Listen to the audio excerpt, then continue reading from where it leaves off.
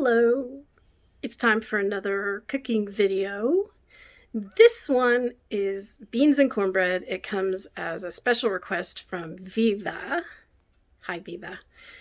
And so I have laid out everything on the table.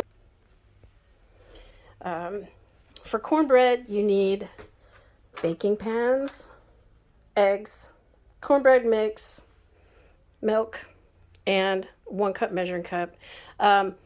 Actually, if you're using the Jiffy mix, 1 box makes really thin cornbread, so we use 3, and that's where we get 1 cup and 3 eggs. 1 box actually requires 1/3 of a cup and only 1 egg. Okay, for the beans, you need a pound of pinto beans. You can use any dry beans you like. We use pinto beans. Seasoning meat if you wish. You can use bacon, you can use ham. These are smoked neck bones from pork. Pork neck bones, they're really cheap. Well, they used to be really cheap.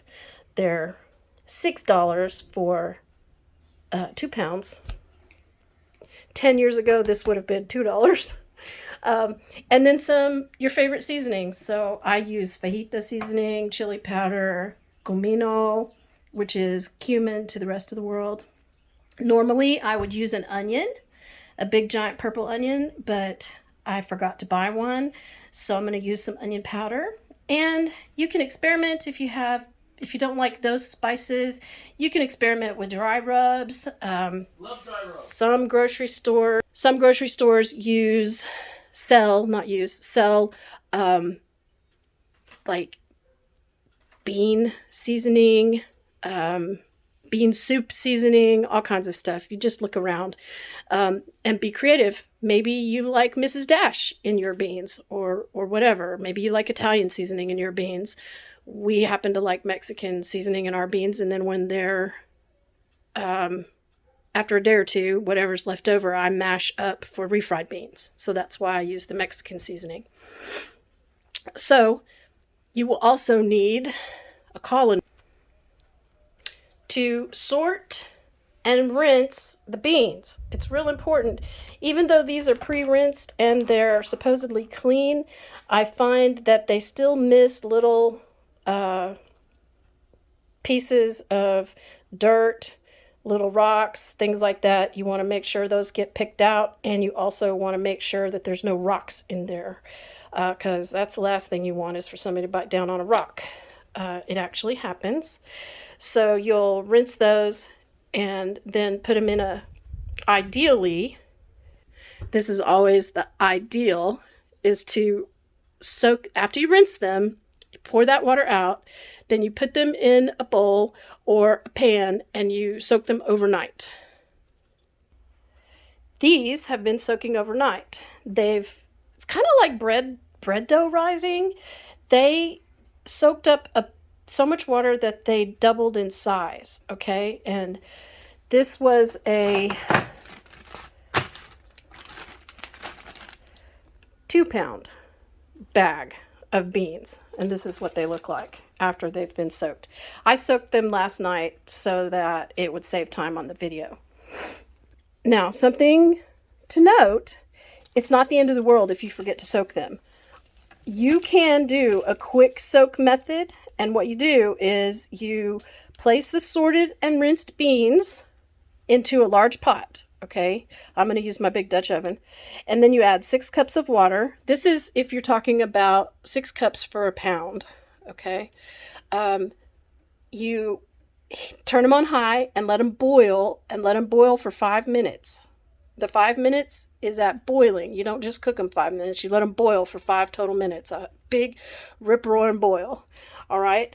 And then you turn the heat off, put a lid on that pot, and let them sit for 1 hour. Okay? Then, after an hour, now this is key. After an hour, you're going to drain those beans again, okay? And make sure that when you put them back in the pot, you refill that pot with hot water, Very hot water. Because if you use cold water, it's going to split the beans and it's going to make them all peely and kind of not pretty. They'll taste fine. They just won't be pretty. Okay. So once you put them back in the pot, cover them with as hot as you can get water, then turn them on and let them boil again for about another hour. All right, so these beans have been sitting overnight. So what I'm going to do next is I'm going to drain them and I'm going to rinse them again. Now, why do I do that? Well, you've heard the song, beans, beans, the magical fruit. The more you eat, the more you toot, the more you toot, the better you feel. So let's have beans for every meal. The more you rinse them and get rid of the bean water, the less musicality they have. Okay? So we don't like having a lot of musicality. So we're going to rinse them again before we put them in the big Dutch oven.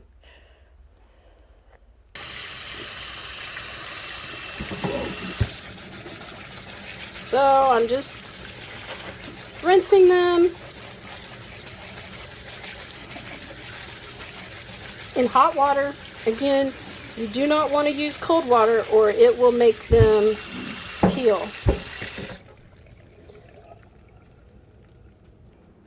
For this batch of beans, since it's 2 pounds, I'm going to use the big Dutch oven. I can't remember how much this Dutch oven holds, but it holds a bunch. Yes, it's all rusty, but that's okay. The rust won't hurt you. It's just iron oxide. It's fine. And I'm having a brain glitch, which still happens even though I have finished occupational therapy for my head injury. It still happens. No worries. Okay, so the beans are in. They take up about half the Dutch oven. So the next thing I'm going to do is I'm going to go ahead and put the neck bones in before I put the water in, because the last thing I want is to fill this sucker up with water and then put the neck bones in and they overflow the whole thing.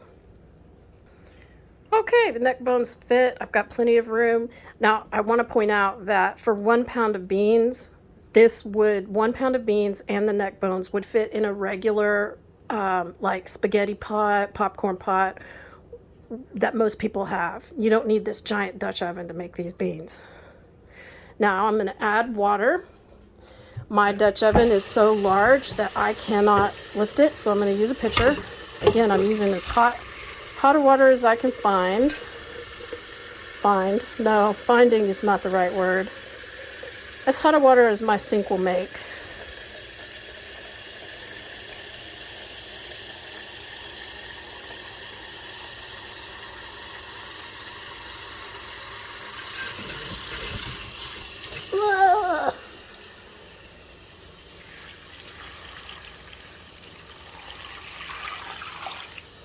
Looks like it's going to take 2 pitchers. Now, one thing about beans, when you're cooking, you have to keep an eye on them to make sure that the water doesn't boil completely away. If it boils completely away, you're going to have a nasty, nasty, nasty mess in the bottom of your pan. Not to mention, it's going to stink up your house.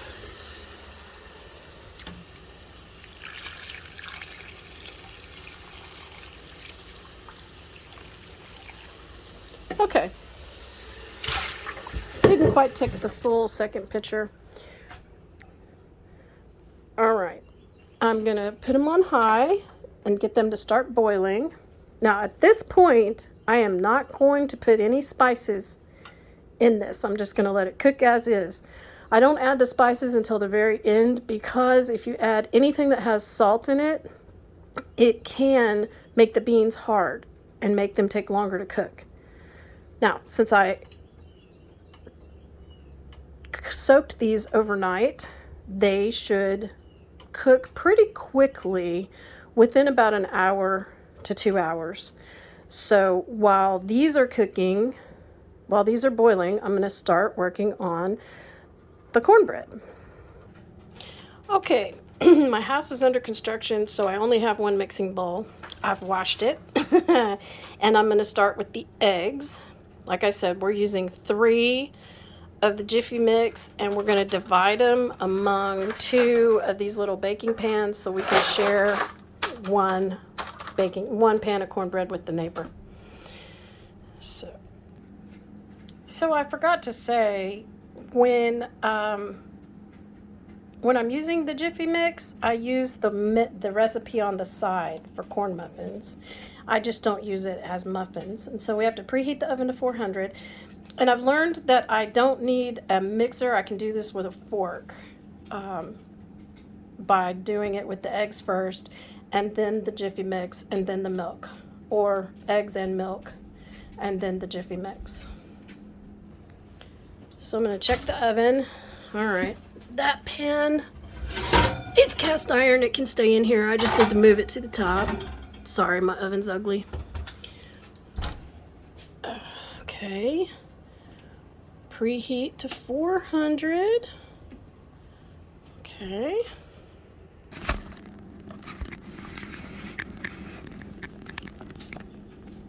I've got the eggs in there. Now, 3 times 1/3 is obviously 1 cup, or maybe not obviously, but hopefully everybody knows that.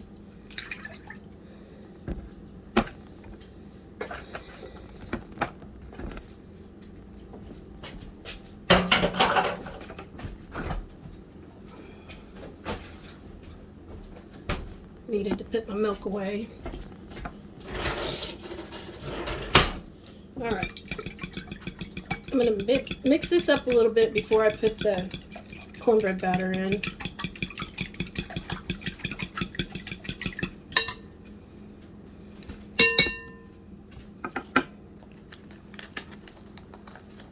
Now I'm going to slowly add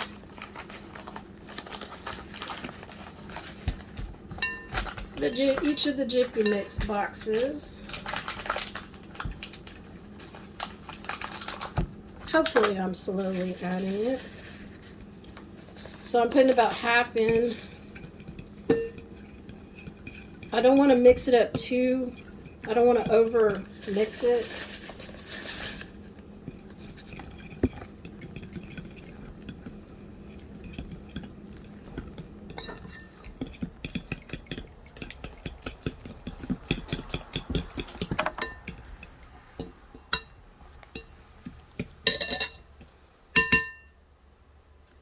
Making a mess on the table.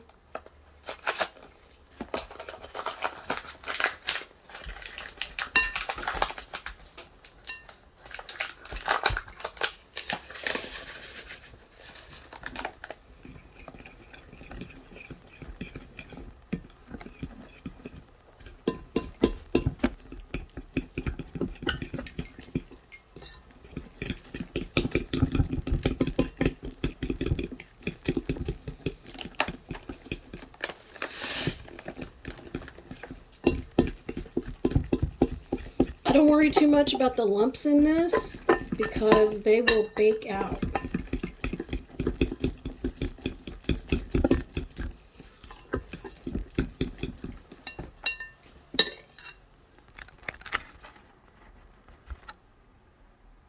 So it's getting stronger. The fork is staying up.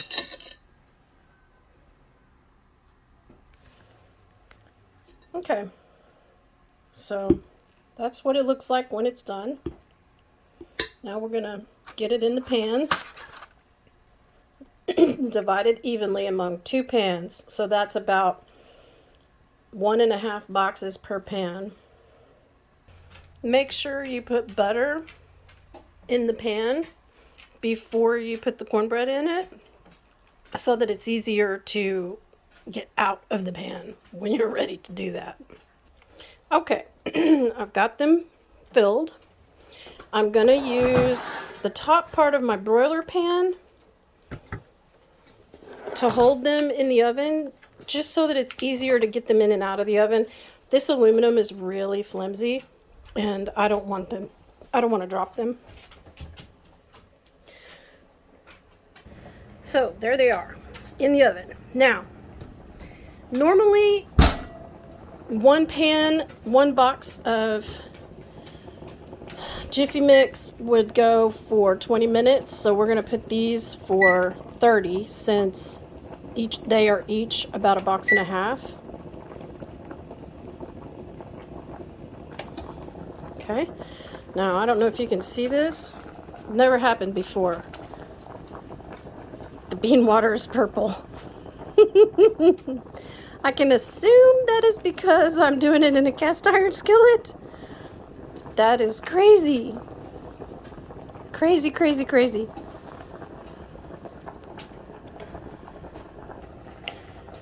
Okay, so the purple beans should be pretty close to being done by the time the cornbread is done. However, while the cornbread is cooking, I need to keep a very close eye on the beans and stir them occasionally and make sure they don't run out of water. Now, every time you cook beans with meat in them, that kind of cloudy, bubbly fat stuff comes to the top. That's because the fat is being rendered. You can feel free to scoop that away with a spoon if you like, if it bothers you. Or you can leave it there, either way. I have to say, it is so weird seeing this water be purple. I've never had that happen before. It's crazy. It's like some weird science experiment. Anyway, that's all for now. I will be back in 20 minutes or 30 minutes when the cornbread is done, and I can give you an update on the beans. It's been about 12 minutes on the cornbread. I have covered the beans, turned their heat down from high to about a 7, and I put the lid, as my mom would say, whopper jawed. In other words, I left a vent. Okay. We can check on the cornbread. And it's rising beautifully. Looks like we put just the right amount in each of those pans. So, yay! So what do you do if you can't get Jiffy Mix? Or you want to make your cornbread from scratch and it doesn't taste like Mom's? Well, the only difference between the Jiffy Mix and the traditional cornbread is that traditional cornbread does not have sugar in it. At least usually doesn't. Southern cornbread doesn't. So add, when you find a cornbread recipe that you want to use, generally need to add a little bit of sugar to it to taste, to get it to taste like the cornbread you grew up with as a child. Okay. I'm going to guess that for a traditional bread loaf size, a traditional recipe, you would add probably between 1/4 and 1/3 cup of sugar if you like really, really sweet cornbread, and half that if you just like a hint of flavor, or instead of sugar, add honey. Honey tastes really good in cornbread. Really good. Fun fact, if you have a cast iron skillet that's all metal, it has to be all cast iron. It can't be like mine that has a wood handle. You can bake your cornbread in the skillet, and that adds a whole new dimension to the flavor of the cornbread as well. It's kind of fun to play with. You can also make corn muffins. You can bake the cornbread, make the cornbread mix, and instead of making it in a loaf pan, if you don't have a loaf pan, you can make it in muffin pans with, what are those papers called? Oh, cupcake papers. Yeah, those.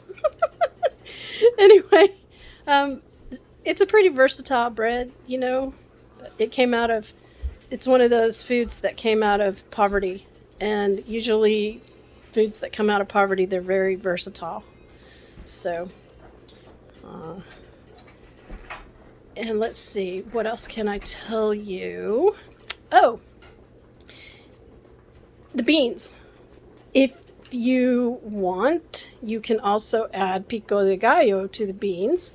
You can, if you're in Texas, you can get it at H-E-B pre-made, or if you're not in Texas, you can make your own by chopping up onion, tomato, jalapeno, and cilantro, and squeezing lime over that with a little bit of salt, a little bit of garlic powder, a little bit of comino. You can leave the comino out if you don't like it.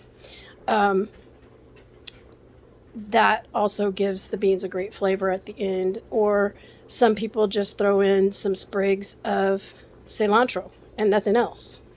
I don't have any of that today. I have a little bit of pico, but Dad doesn't really like that, so I'm not going to do that. And Rio doesn't like tomatoes. So I got to think about everybody here. And that's all I can think of for the moment. We still have 14 minutes on the cornbread. I have a feeling that the cornbread's going to be done way before that because it's looking so beautiful. It's already starting to brown. I don't know, can you see? It's already starting to brown on that one edge there. So I'll be back when I take that out to show you how to test it. Okay, the timer just went off, so it's time to get the beautiful cornbread out. But before we do, we have to check it with our little lady, our little checker lady. She's our bread checker lady. And she came out clean. I don't know if you can tell, but she did. I would expect so, since those are so beautiful. So I'm going to take those out and put them on the stove, and then I'll tell you what I learned about the purple bean water. Okay, one thing I always do is butter the tops. This always just makes it taste just so lovely. Maybe if I didn't butter the tops, I would have an easier time saying no to it. But I always butter the tops as soon as they come out of the oven.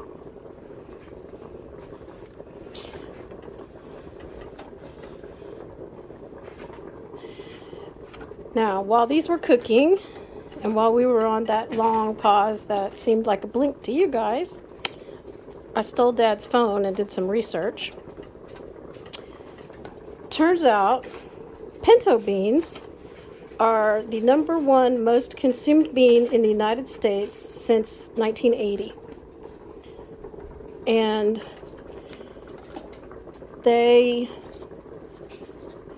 some pinto beans have a particular gene in them. Well, they all have a gene, but the gene is either turned on to slow darkening or turned on to fast darkening. And the pinto beans, if it's turned on to fast darkening, then the higher the heat that you cook them on, the faster they turn dark. So it's possible that these beans that I have, that was random refrigerator door. It's possible that these beans that I have, since they were the cheap generic brand, are the fast darkening kind, and I cooked them on high heat instead of slow cooking them all day. There's also a theory out there that the water turned purple because I'm cooking them in cast iron. I don't buy that. I've cooked beans in cast iron, in this exact cast iron, at least 6 or 8 times. And this is the first time it's ever happened. I suppose it's possible. Anything's possible. But I would be really surprised about that. I mean, Cowboy's been cooking beans in cast iron Dutch ovens over the campfire forever. I mean, that's the #1 cowboy food, right? Okay, so cornbread's cooling, and I'm going to check on the beans, and hopefully they're just about done because Dad and Rio are starving. And they're kind of skeptical about whether the purple beans are going to be any good. Okay. They are done. I just have to season them now, but I want to show you what they look like. So, aside from the purple water, they don't look too far from normal. Now I'm going to put my seasoning in.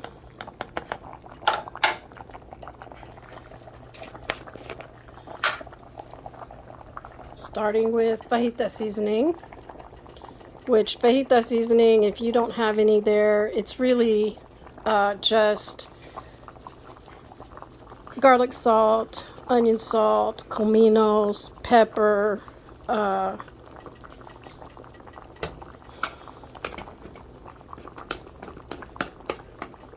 think that's all. It's whoops, dropping everything. Okay, chili powder.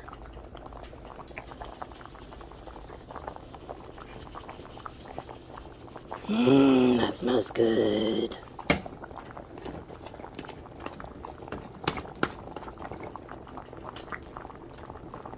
The orange is looking good with the purple.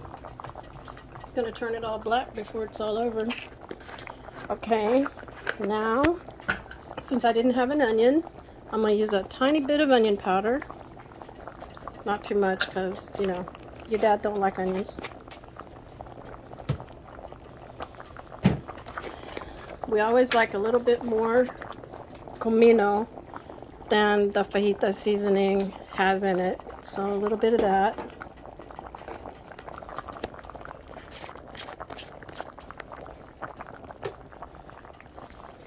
And for Rio, we're going to try the Salt Lick Dry Rub today. This is a first. I've never tried this before, in the beans anyway. Hope I don't regret it. I probably won't. Rio and Dad love this stuff.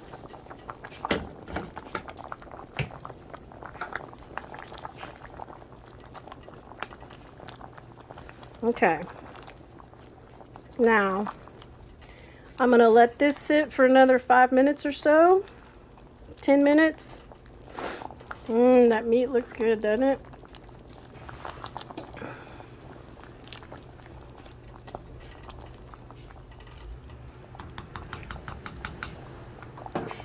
And then it'll be ready to eat.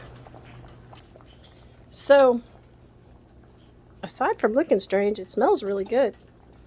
I hope that you can make your own and that you guys enjoy it. And if you do, let me know. Send me a picture or something so I know what it looks like and how it turned out. Hopefully yours won't turn,